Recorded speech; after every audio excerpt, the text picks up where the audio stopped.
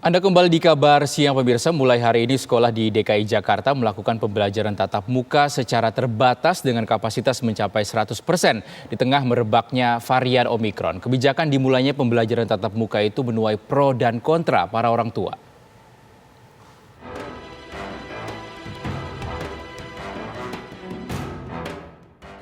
Pemerintah Provinsi DKI Jakarta mulai hari Senin hari ini kembali mengadakan pembelajaran tatap muka untuk sekolah tingkat dasar hingga tingkat menengah. Tatap muka terbatas tersebut dilakukan secara kapasitas 100% mulai Senin sampai Jumat dengan lama belajar paling banyak 6 jam pelajaran per hari. Kebijakan ini dilakukan sesuai dengan kondisi PPKM level 1 yang diterapkan di ibu kota dan merujuk pada SKB 4 Menteri, yaitu Menteri Kesehatan, Menteri Dalam Negeri, Mendikbudristek, dan Menteri Agama tentang panduan penyelenggaraan pembelajaran di masa pandemi.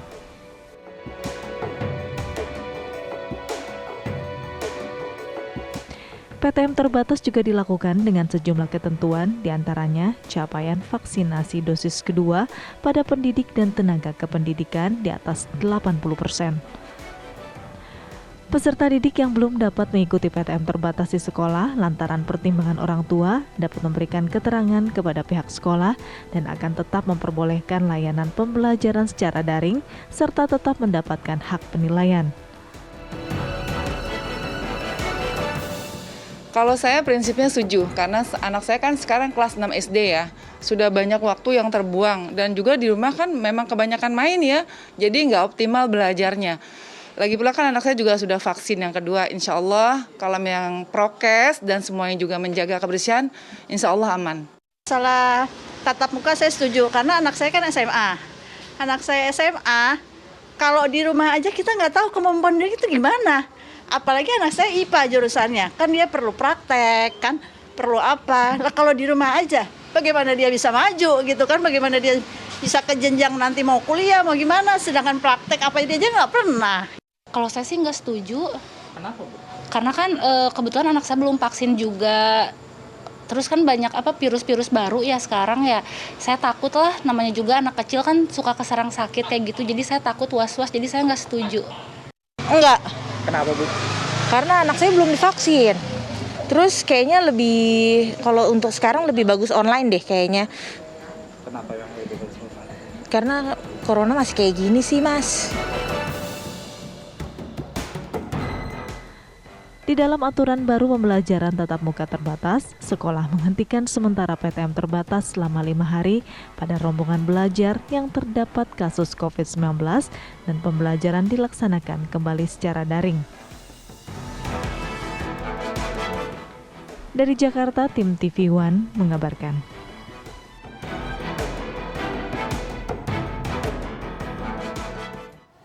Pemirsa, lebih dari 350 siswa SDN Pegangsaan 205 Pagi Jakarta Utara hari ini mengikuti pembelajaran tatap muka.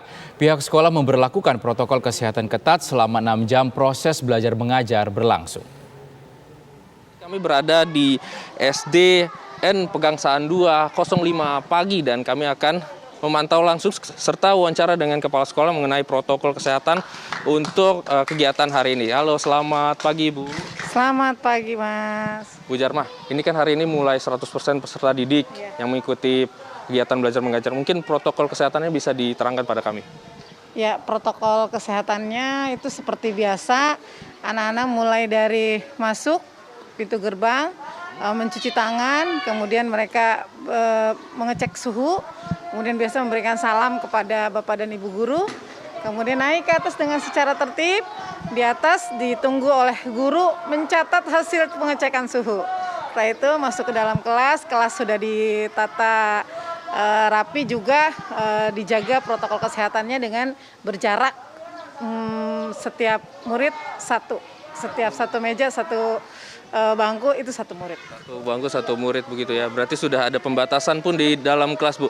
Ini untuk total peserta didik, Bu, yang belajar hari ini ada berapa? Belajar hari ini 376 peserta didik. Itu dari kelas 1 hingga kelas 6. Hingga kelas 6. Ya. Untuk pembagiannya, Bu, jam belajarnya mungkin karena kan ada pembatasan hingga 6 jam gitu, Bu. Ya.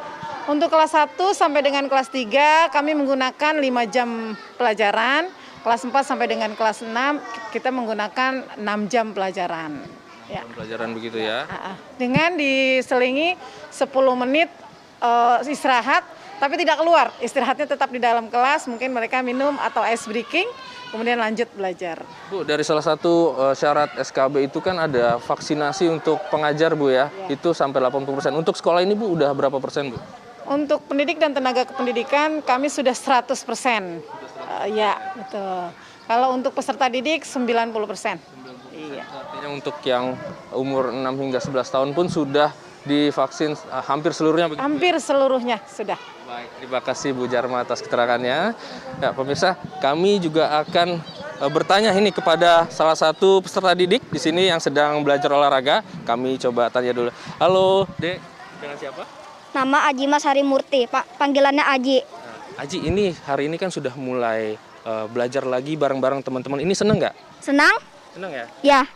Aji ada kekhawatiran nggak sih dari orang tua mungkin? Tidak? Enggak ya? Enggak. Enggak, berarti seneng-seneng aja gitu ya, nggak khawatir gitu. Dan ini Aji, ini wajib pakai masker terus ya, jangan sampai dibuka-buka ya. Ini ada saran nggak dari orang tua gitu untuk Aji?